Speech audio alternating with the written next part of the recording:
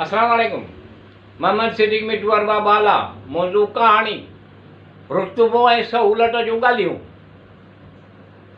रुतबो जंहिं खुलियल नमूने सां वज़ाहत ऐं वाखाण कई आहे सा बिल्कुलु अयां आहे, ऐलातर ऐं बहितर आहे। कोयल जी इंतिहाई दिलचस्प ॿोली आहे। कोयल जी मिठड़ी ॿोली आहे। कोयल लाॻीटे कू कू करणु जेका आनंद लहण वारी मौसम में कंदी आहे, आम तौर ते ॿुधण में ईंदी आहे। तंहिं ताईं इहो नालो पियो वठसि ईअं आहे। कोयल पंहिंजा आना पंहिंजे ठाहियल आख़िरे में न लाहींदी आहे, बल्कि घणो करे कांवलीअ खे डोखे में विझी पंहिंजे आननि ते आरो उन खां कराईंदी आहे ऐं बचा बि उन खां पालाईंदी आहे। ऐं कीअं न कोयल जा बचा जल्द वॾो ऐं तकिड़ो थी पाण खे ज़ाहिर करे विझंदो आहे। कोयल थधनि मुल्कनि ॾांहुं रवानी थी वेंदी आहे ऐं हिन खां घणो पोइ संदसि बचा गॾु वेंदा अथसि। ईअं आहे सहूलत। हा साईं, साइंसदाननि असांजे कहकशा में खरबे यक़ीम सयारा हुजण जो इंकशाफ कयो आहे। यतीम या बदमाश सयारे जे चौधारी चक्कर नथा लॻाइनि। ईअं आहे, पर ख़ला में आज़ादाणे नमूने घुमनि था। ईअं आहे रुतबो। अल्लाह रब्बुल आलमीन अर्रहमान रहीम आहे। अल्लाह अलीम हकीम करीम इंसाननि खे ॾियनि अमन पैदा करण वारी मख़लूक़ात में मथां दर्जो अता कयो आहे। उन मथां दर्जे जो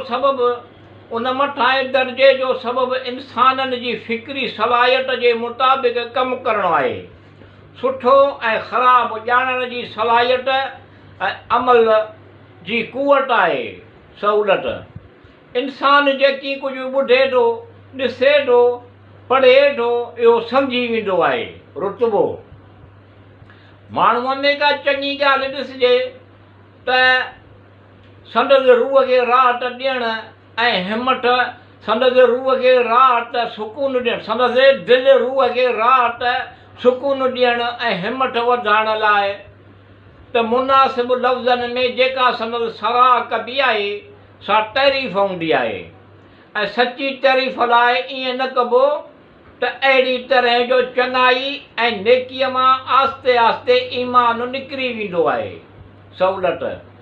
पर साराह बि एतिरी न कजे जो माण्हूअ में घुमंड ऐं अजायो गुरूर पैदा थिए। अक्सर ईअं आहे।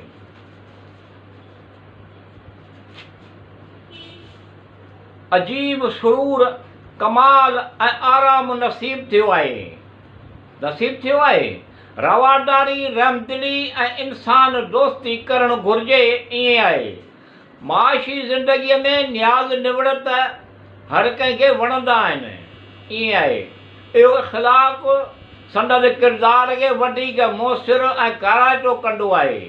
मज़बूत दलीलनि खे अहमियत मिलणु घुरिजे। ईअं आहे रुतबो। इंसान जेकी कुझु सोचे थो इहो लिखंदो आहे। इंसान जेकी कुझु लिखियो उनजी सोच, फ़िकुर, अकुलु, दानाईअ जो सबबु आहे। इल्मु वसी आहे जेको केतिरनि ई ॿियनि इल्मनि में विराइजी वेंदो आहे, जीअं रियाज़, मौसीक़ी, नुजूम, तिब वग़ैरह। ईअं आहे। तक़रीबन सभु इल्मु इंसानी फ़िक्र ऐं कोशिश जो नतीजो आहे सहूलत।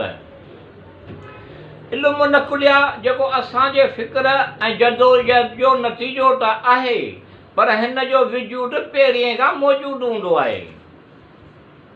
इंसानु हिन जे मुतलिक़ पढ़ंदो आहे ऐं सम्झंदो आहे ऐं उन ते अमल कंदो आहे रुतबो। निहायत सवली, सलूनी ऐं सुहिणे अंदाज़ में बयानु कयो आहे। संदसि अंदाज़े बयानु ॾाढो वणंदड़ आहे। दिलि जे ख़ुलूस सां, मोहबत सां कयो आहे। जहिड़ी तरह शबनम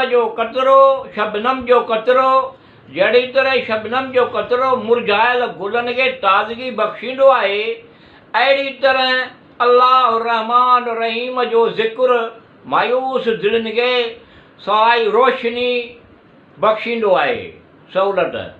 अलाह अवल आख़िर ज़ाहिर बातिन मिठूअ जी आस उमेद पुॼाईंदो। अलाह सिहत तंदुरुस्ती ॾींदो। अलाह करीम रहीम आसूदो ख़ुशहाली माज़ी हाल मुस्तक़बिल कर कंदो सबबु सणायूं ईअं आहे। भलो कर भलो थींदो ईअं आहे रुतबो। अलाह साईं रब्बुल आलमीन करीम रहीम दुनिया संवारींदो ऐं आख़िरत बि संवारींदो। दुनिया भली कंदो ऐं आख़िरत बि भली कंदो ईअं आहे। आमीन सुम्मा आमीन।